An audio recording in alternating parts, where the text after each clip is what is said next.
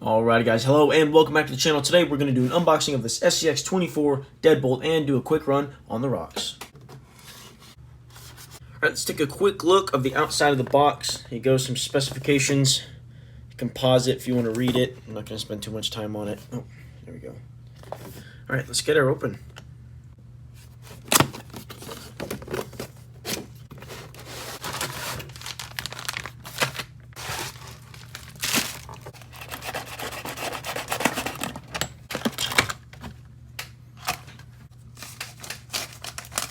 Alrighty guys, this is everything you get in the box. We got the truck with the battery already strapped in. We got the transmitter, charger, Allen key, couple of extra parts, instruction manual, sticker, and batteries for the transmitter. Now, I'm going to talk about a couple of things here, and then we'll take it out on the rocks. Okay, first thing I'm going to talk about is this little Allen key you get. It is not standard size, so it is specifically made for the screws on this truck. It is 0.05, I think. I have a special tool for it, but it is not, like, you can't find it in an Allen key set like that. It is specifically made, so don't lose that. You need it. Okay, next up is the instruction manual. I'm not going to read the whole thing. It's just a part list and it explains how some of it works, but there is a section about waterproof and water-resistant electronics. Now, it is not a submarine. You can drive it in kind of wet conditions, wet grass and through shallow creeks, but do not submerge it. I had somebody I was crawling with once in a creek completely submerge it up to like here, and he blew the ESC and receiver combo. He had to get a new one, and they're not cheap, so it's not a submarine.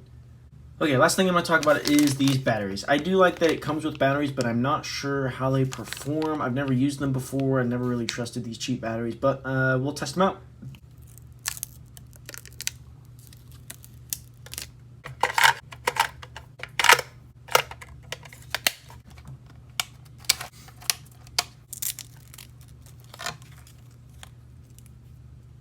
Alright, to charge it up, you just plug this into that, and this into that.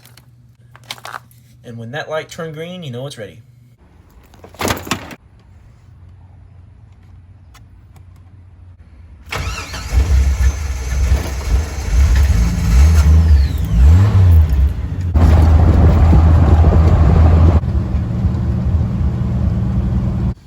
Alright guys, check it out. I brought out this monster too. This is my Axial Yeti. I don't have a body for it yet. It's a project, but I do have a castle motor and a brushless Hobby Weeding ESC in there. And it's quite speedy, so we'll do a video on this one here pretty soon.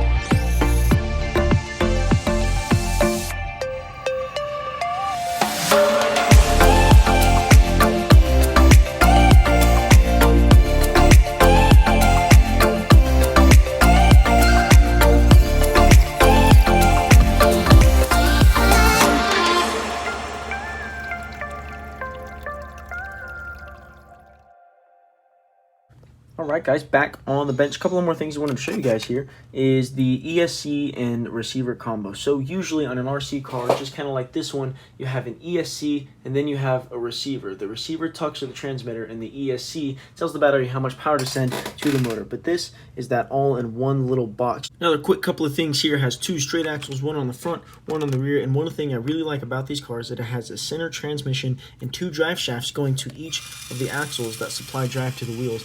I think that's pretty cool. Oh, and one more thing, the batteries. The reason why I did them like to use these cheap batteries is because they can end up leaking and battery acid goes everywhere inside your transmitter, especially if you're using them long term, kind of leaving them in there as you tend to do with these transmitters. I haven't had problems with these ones yet, but if you get the chance, I'd recommend using something a little better.